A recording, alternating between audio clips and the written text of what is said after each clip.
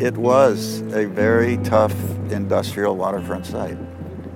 And I made a building that fit into that tough industrial waterfront site with the bridge and links to the 19th century city behind. I think he somehow dug Bilbao because it also has a kind of the waterfront. You go to the museum and then you go down to the docks and you feel that both are at home. I think that communities yearn for an identity.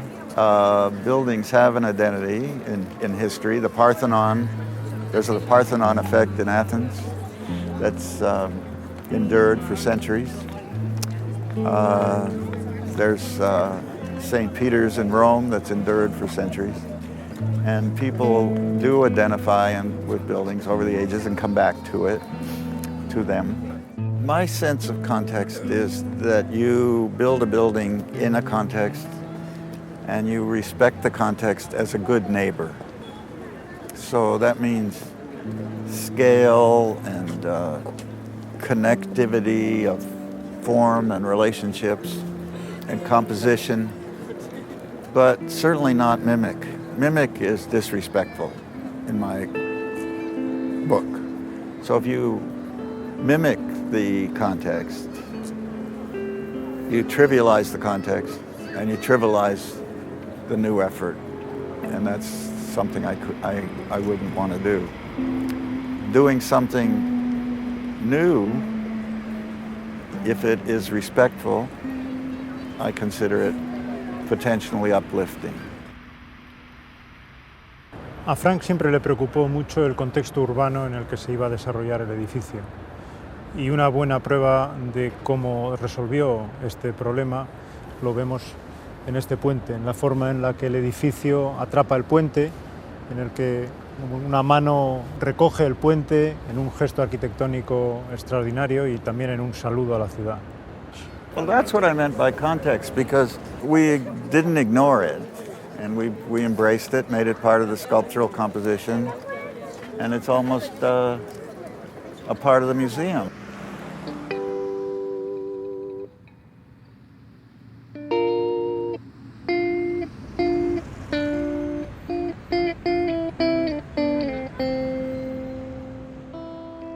Quite recently, I received an invitation to participate for a competition for La Salve Bridge. So in fact, this bridge, as we know, has a very special, first of all, it's extremely important. It's just more or less the entry, one of the entry into Bilbao. And so my idea was to try to integrate physically the bridge within the museum. This is the entry of the city. I try to work with the transformation of the bridge as a door. And the door will be a way to enter or to go out from the city. But I think the red of this new door will hopefully fit very, very well with the beauty of the cover of the Guggenheim, which, as we know, from the morning to the night, play with a kind of a gold and silver coloring. I think this simplicity will change drastically the look of this bridge, which all of a sudden will be more or less part of this enormous complex.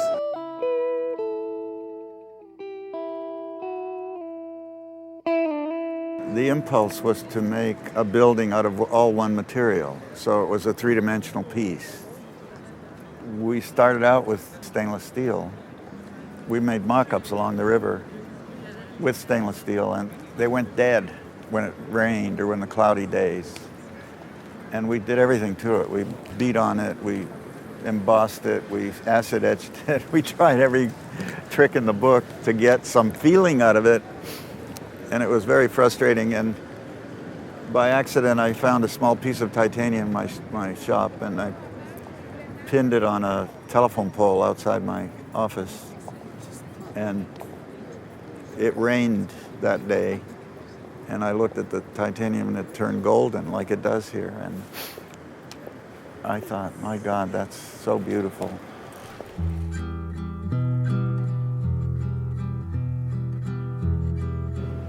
I work intuitively.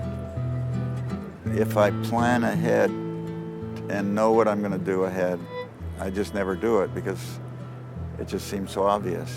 And so I try to immerse myself in the community and the problem and the project. And I think that's served me pretty well over time. Certainly, one can recognize a signature because you can't escape yourself. But I think this is different than anything I had done. There's a connection between people and the building, and there's a connection between art and the building. I've learned a lot about connecting spaces to the audience, and I think that issue is important in a museum. At the point I was working on this, I was very much in touch with the art world and what was going on at that time, and knew many of the artists, Rosenquist, Rauschenberg, and I knew Koons, and so it was certainly in my head, and I certainly love art and never intended to compete with them. But my artist friends always got mad at me whenever I said galleries should be deferential to the art. They always said, we want to be in a place that's a proud place, that's a strong building, that has an identity. That's where we want to be. And don't worry about our art, we'll take care of it.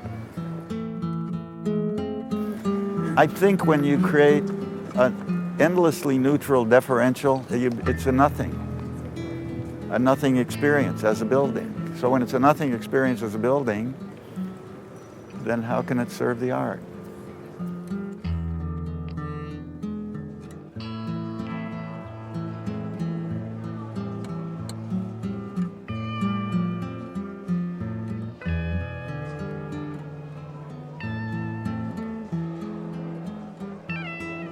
It's a break with the idea of the museum as a neutrality.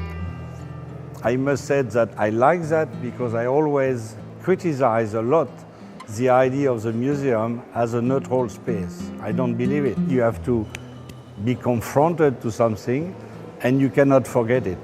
But Bilbao is very challenging. I mean, you have walls that are curved, but you also have spaces that if something needs kind of this normal rectangular box, you also have that. But I think the museum keeps the whole experience in mind. It's about the viewer. It's not about coming and to be in awe of those objects, but about really being more in awe of being alive.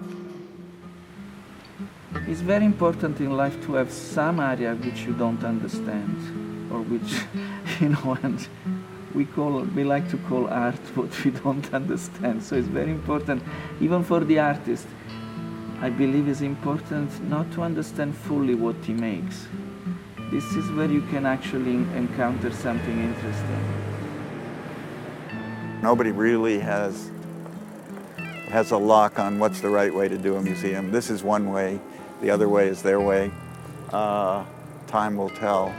The light, the spectacular views that you see from time to time hardly dissuade you from a consideration of the art. I think they enhance the consideration of the art. It kind of contributes to an optimistic experience, a positive experience.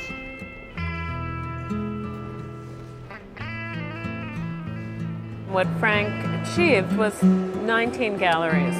And in 19 galleries, there are 19 different ways to tell your story. So the concept would be, you would never have to force art into a situation that it wasn't comfortable in. If it was completely sculptural, radical, tall, whatever, it could go into one of the very fluid biomorphic galleries. If it were small-scale works on paper that needed a kind of intimacy, the classical galleries, which are rectilinear in shape.